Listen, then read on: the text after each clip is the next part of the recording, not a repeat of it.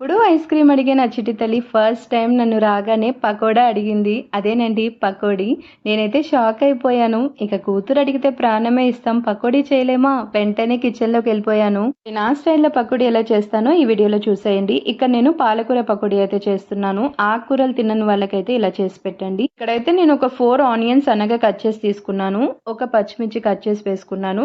ఒక table spoon జీలకర్ర, కొంచెం పసుపు, 1 టేబుల్ స్పూన్ కారం వేసుకొని వాముని ఇలా హ్యాండ్‌లో ప్రెస్ చేసుకుంటూ వేసుకుంటే అప్పుడు టేస్ట్ చాలా బావుంటుంది. ఆనియన్స్‌లో కొంచెం వాటర్ ఉంటుంది కాబట్టి ఇలా ప్రెస్ చేస్తూ మొత్తం ఫస్ట్ మిక్స్ చేసుకున్న తర్వాత ఒక కప్పు వరకైతే శనగపిండిని, 2 టేబుల్ స్పూన్ వరకి బియ్యపు పిండిని, 1 టేబుల్ స్పూన్ సాల్ట్ వేసుకొని మొత్తం ఒకసారి మిక్స్ చేసుకోవాలి బాగా. తర్వాత ఇక్కడ నేను 2 కట్టల వరకు పాలకూరని సన్నగా కట్ చేసుకొని మంచిగా వాష్ చేసి తీసుకున్నాను. లైట్‌గా వాటర్ వేసుకొని ప్రెస్ చేస్తూ పిండిని మంచిగా కలుపుకుంటే సరిపోతుంది. ఎక్కువ వాటర్ అవసరం లేదు. వీడియోలో చూపిస్తున్నట్టుగా పిండి ఈ కన్సిస్టెన్సీతో ఉంటే ఆయిల్ ఎక్కువ పీల్చుకోకుండా పకోడీ చాలా బాగా వస్తాయన్నమాట.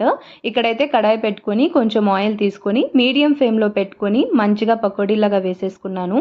ఎంత పర్ఫెక్ట్‌గా వచ్చాయో చూసారా? టేస్ట్ కూడా అంతే బాగున్నాయి. క్రిస్పీగా చాలా బాగా వచ్చాయి. తప్పకుండా మీరు కూడా ఈ విధంగా ట్రై చేయండి. వీడియో నచ్చితే చిన్న లైక్